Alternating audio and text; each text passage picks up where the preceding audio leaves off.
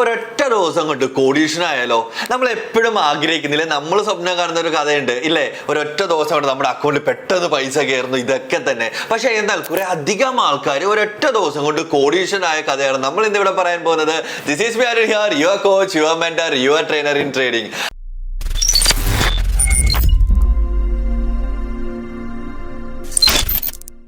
ഒരു 10,000 രൂപ നിങ്ങൾ ഈ ഒരു സ്റ്റോക്കിൽ ഇൻവെസ്റ്റ് ചെയ്തിട്ടുണ്ടായിരുന്നെങ്കിൽ, പണ്ടൊന്നുമല്ല 10 വർഷമോ 5 വർഷമോ ഒന്നുമല്ല, വെറും 3-4 മാസങ്ങൾക്ക് മുമ്പ് നിങ്ങൾ ഈ ഒരു സ്റ്റോക്കിൽ 10,000 രൂപ ഇൻവെസ്റ്റ് ചെയ്തിട്ടുണ്ടായിരുന്നെങ്കിൽ ഇന്ന് അത് 67 കോടി രൂപയായിട്ട് വളർന്നേനെ.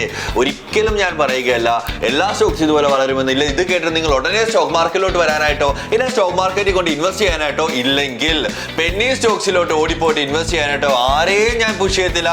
ആരും അത് ചെയ്യുകയും കൂടെ ചെയ്യരുത്. ഇത് rarest of the rarest case ആണ്. ഇന്ത്യ മാർക്കറ്റിൽ തന്നെ ആദ്യമായിട്ടാണ് ഇത്രയും വലിയൊരു ഗ്രോത്ത് ഒരു സ്റ്റോക്കിന് ഒരൊറ്റ ദിവസം കൊണ്ട് ഉണ്ടായിട്ടുണ്ടായിരുന്നത്. ഓൾമോസ്റ്റ് 66,92,523% ഈ ഒരു സ്റ്റോക്ക് ഒരൊറ്റ ദിവസം കൊണ്ട് ഗ്രോത്ത് വന്നിട്ടുണ്ടായിരുന്നത്. 3.5 രൂപയിൽ നിന്നിരുന്ന സ്റ്റോക്ക് ഓൾമോസ്റ്റ് 2.36 ലക്ഷം രൂപയിലോട്ടാണ് ഒറ്റയടിക്ക് ഗ്രോത്ത് വന്നിട്ടുണ്ടായിരുന്നത്. അപ്പൊ നമുക്ക് തോന്നുമായിരിക്കും ഇത് മാനിപ്പുലേഷൻ വല്ലതാണോ, ഇല്ലെങ്കിൽ ഹർഷദ് മേഹ്റ സ്കാം പോലെ എന്തെങ്കിലും സ്കാം ആണോ എന്നാണ് പലരുടെയും ചിന്താഗതി. ഇപ്പം ഒരിക്കലുമല്ല. ഇത് ആക്ച്വലി നടന്നത് എന്താണെന്ന് വെച്ച് കഴിഞ്ഞാൽ BSEയും NSEയിലും, അതായത് സെബിയുടെ ഇൻസ്ട്രക്ഷൻ പ്രകാരം BSEയിലും NSEയിലും ഒരു ഓപ്ഷൻ നടന്നിട്ടുണ്ടായിരുന്നു. ഈ ലാസ്റ്റ് ഉണ്ടായിട്ടുണ്ടായിരുന്ന ഒക്ടോബർ 29 അന്നാണ് ഈ ഒരു സ്റ്റോക്ക് 3 രൂപയിൽ നിന്ന് 2,36,000 രൂപയിലോട്ട് ഗ്രോത്ത് വന്നിട്ടുണ്ടായിരുന്നത്. വേറൊന്നുമല്ല, അണ്ടർ വാല്യൂഡ് ആയിട്ട് നിൽക്കുന്ന കുറച്ചധികം സ്റ്റോക്സുകൾ ഉണ്ട്. ആ സ്റ്റോക്സുകളെ ഒന്നുകൂടെ ഒരു പുതിയ ഓപ്ഷനിലോട്ട് കൊണ്ടുവരാനായിട്ടായിരുന്നു സെബിയുടെ പുതിയ ഇൻസ്ട്രക്ഷൻ. ഇതുവഴി വന്നിട്ടുണ്ടായിരുന്ന ഒരു സ്റ്റോക്കാണ് എൽസിഡ് എന്ന് പറയുന്നത്. എക്സാക്ട്ലി എൽസിഡ് ഇൻവെസ്റ്റ്മെന്റ്സ് എന്ന് പറയുന്നത്. അതാണ് ഒറ്റയടിക്ക് 3.5 രൂപയിൽ നിന്ന് 2,36,000 രൂപയിലോട്ട് ഗ്രോത്ത് വന്നിട്ടുണ്ടായിരുന്നു. ഒരൊറ്റ ഷെയറിന്റെ വാല്യൂ ആണ് ഞാൻ പറഞ്ഞത്. അന്ന് നിങ്ങളുടെ കയ്യിൽ 10,000 രൂപ നിങ്ങളതിൽ ഇൻവെസ്റ്റ് ചെയ്തിട്ടുണ്ടായിരുന്നെങ്കിൽ ഇന്ന് 67 കോടി രൂപ നമ്മളുടെ കയ്യിൽ ഉണ്ടായിരുന്നേനെ. അത് മാത്രമല്ല, ഈ ഒരു കമ്പനിയുടെ ബുക്ക് വാല്യൂ എന്ന് പറയുന്നത് 5,82,225 രൂപയാണ്. അതായത് ഈ കമ്പനി ഇൻ കേസ് പൂട്ടി പോവുകയാണെങ്കിൽ ഒരു ഷെയറിന് അവരുടെ കമ്പനി തന്നെ ഗ്യാരണ്ടി ചെയ്യുന്നുണ്ട് ഇത്രയും രൂപ തരാമെന്ന് തിരിച്ച്, അതായത് ഇൻവെസ്റ്റ് ചെയ്തിട്ടുള്ളവർക്ക് തിരിച്ചു തരാമെന്നുള്ളത്.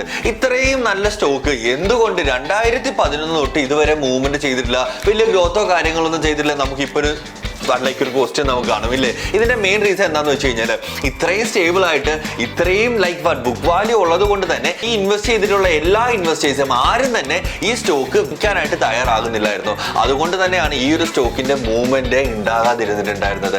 ആകെ ഈ ഒരു സ്റ്റോക്ക് ട്രേഡ് ചെയ്തിട്ടുണ്ടായിരുന്നത് 2024 ജൂൺ 21 മാത്രമായിരുന്നു ഇത് ട്രേഡ് ചെയ്തിട്ടുണ്ടായിരുന്നത്. അതും വെറും 500 സ്റ്റോക്ക് മാത്രമാണ് ട്രേഡ് ചെയ്തത് അന്നേ ദിവസം. ഓൾമോസ്റ്റ് 3.53 രൂപയ്ക്കാണ് ഈ ഒരു ഷെയർസ് ട്രേഡ് ചെയ്തിട്ടുണ്ടായിരുന്നത്. ഈ കഴിഞ്ഞ കുറച്ച് ദിവസങ്ങൾക്ക് മുമ്പ്, ഒരാഴ്ച പോലും ആയിട്ടില്ല, ഒക്ടോബർ 29 2024 ഈ 3.5 രൂപയിൽ നിന്നിട്ടുണ്ടായിരുന്ന ഈ എൽസിഡ് ഇൻവെസ്റ്റ്മെന്റ് എന്ന് പറയുന്ന സ്റ്റോക്കിന്റെ ഷെയർ പ്രൈസ് നേരെ 2,36,255 രൂപയിലോട്ട് ഹൈപ്പ് ആയിട്ടുണ്ടായിരുന്നത്. നമ്മൾ നേരത്തെ പറഞ്ഞ പോലെ 66 ലക്ഷം ശതമാനമാണ് ഇത് ചേഞ്ച് ആയിട്ടുണ്ടായിരുന്നത്. അങ്ങനെ ഇന്ത്യൻ മാർക്കറ്റിൽ നേരത്തെ, അതായത് ഈ ഒക്ടോബർ 29 മുമ്പ് MRF ആയിരുന്നു ഏറ്റവും ഷെയർ പ്രൈസ് വാല്യൂ കൂടിയിട്ടുണ്ട് സ്റ്റോക്ക് എന്ന് പറയുന്നത്. ബട്ട് എന്നാൽ ഇപ്പോൾ ഇത് നിൽക്കുന്നത് എൽസിഡ് ഇൻവെസ്റ്റ്മെന്റ് എന്ന് പറയുന്ന ഒരു സ്റ്റോക്കിനാണ്. അത് ചെറിയ വ്യത്യാസമാണ് വന്നത്. ഓൾമോസ്റ്റ് ഡബിൾ പ്രൈസ് ഉണ്ട്. MRF എന്ന് പറയുന്നത് 1.2 ലക്ഷം രൂപയാണ് അതിന്റെ ഒരു ഷെയറിന്റെ വാല്യൂ. എന്നാൽ എൽസിഡിന്റെയോ 2,36,000 രൂപയ്ക്ക് മുകളിലാണ് ഇത് നിൽക്കുന്നത് കറന്റ്. എൽസിഡ് എന്ന് പറയുന്നത് എന്ത് കമ്പനിയാണെങ്കിലും ഇത് ആരാണ് ഓൺ ചെയ്യുന്നത് എന്ന് നിങ്ങൾക്ക് അറിയണോ? ഇതൊരു മുംബൈ ബേസ്ഡ് ആയിട്ടുള്ള ഒരു കമ്പനിയാണ്. ഒരു NBFC ആണ്. അതായത് ഈ സ്റ്റോക്സ്, ബോൺസ്, ഇത് മ്യൂച്വൽ ഫണ്ട്സ് ഒക്കെ ഇൻവെസ്റ്റ് ചെയ്തില്ലേ, നമ്മുടെ മുത്തൂറ്റ് ഫിനാൻസ് പോലെ, അതുപോലെ തന്നെ ഉള്ള ഒരു കമ്പനി തന്നെയാണ് ഇതും. ഇത് ഓൾമോസ്റ്റ് ഇതിന്റെ 75% സ്റ്റേക്ക് ഹോൾഡ് ചെയ്യുന്നത് ഏഷ്യൻ പെയിന്റ്സ് ആണ്. അതിനോടൊപ്പം തന്നെ ഹൈഡ്ര ട്രേഡിങ്ങും തേർഡ് എ ക്യാപിറ്റൽ സർവീസസും 12% ഇത് ഹോൾഡ് ചെയ്യുന്നുണ്ട്. എൽസിഡ് 1.28% ഷെയർസ് ഹോൾഡ് ചെയ്യുന്നുണ്ട് ഏഷ്യൻ പെയിന്റ്സില്. അതായത് ഓൾമോസ്റ്റ് 3,500 കോടി രൂപയോളം ഇവരുടെ ഷെയർ വാല്യൂ അവിടെ തന്നെയുണ്ട്. അതായത് മൊത്തം മാർക്കറ്റ് ക്യാപിറ്റലൈസേഷൻ എൽസിഡ് എടുത്താൽ പോലും ഓൾമോസ്റ്റ് 80% ഇവർക്ക് ഇവരുടെ സേഫ് ആയിട്ട് ഏഷ്യൻ പെയിന്റ്സിന്റെ കയ്യിൽ ഇരിപ്പുണ്ട് താനും. അതിനോടൊപ്പം തന്നെ എൽസിഡ് ഏറ്റവും ബെസ്റ്റ് ആയിട്ട് ഡിവിഡൻഡ് ഈൽഡ് കൊടുത്തിട്ടുണ്ടായിരുന്നു ഫിനാൻഷ്യൽ ഇയർ 2024 708%, അതായത് 708% ഡിവിഡൻഡ് കൊടുത്തിട്ടുണ്ടായിരുന്നത്. 25 രൂപ പെർ ഷെയർ ഇവർ പ്രൊവൈഡ് ചെയ്തിട്ടുണ്ടായിരുന്നു. അങ്ങനെ എൽസിഡ് ഇൻവെസ്റ്റ്മെന്റ് എന്ന് പറയുന്ന കമ്പനി പുതിയൊരു റെക്കോർഡ് തന്നെ ജനറേറ്റ് ചെയ്തേക്കാണ് ഇന്ത്യൻ മാർക്കറ്റിലും. അത് മാത്രമല്ല ഇന്ത്യൻ മാർക്കറ്റിൽ ഏറ്റവും വാല്യുബിൾ ആയിട്ടുള്ള ഏറ്റവും പ്രൈസ് കൂടിയിട്ടുള്ള സ്റ്റോക്ക് ഏതാണ് എന്ന് ചോദിച്ചു കഴിഞ്ഞാൽ എൽസിഡ് ഇൻവെസ്റ്റ്മെന്റ് എന്ന് നമുക്ക് പറയാൻ കഴിയും.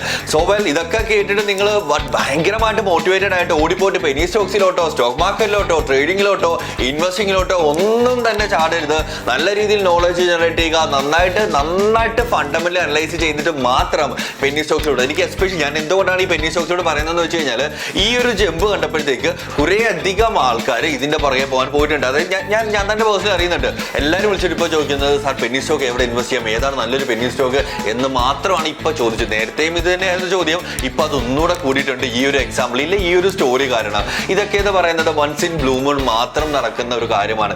ഇതുവരെ ഇന്ത്യൻ മാർക്കറ്റിൽ നടക്കാത്തൊരു കാര്യമാണ് ഇത് നടന്നിട്ടുണ്ടായിരുന്നത്. സോ അതുകൊണ്ട് തന്നെ നിങ്ങൾ സൂക്ഷിച്ചും കണ്ടും തന്നെ ഇൻവെസ്റ്റ് ചെയ്യുക. നന്നായിട്ട് അനലൈസ് ചെയ്തിട്ട് മാത്രം ഇൻവെസ്റ്റ് ചെയ്യുക. Start investing and start trading. See you then.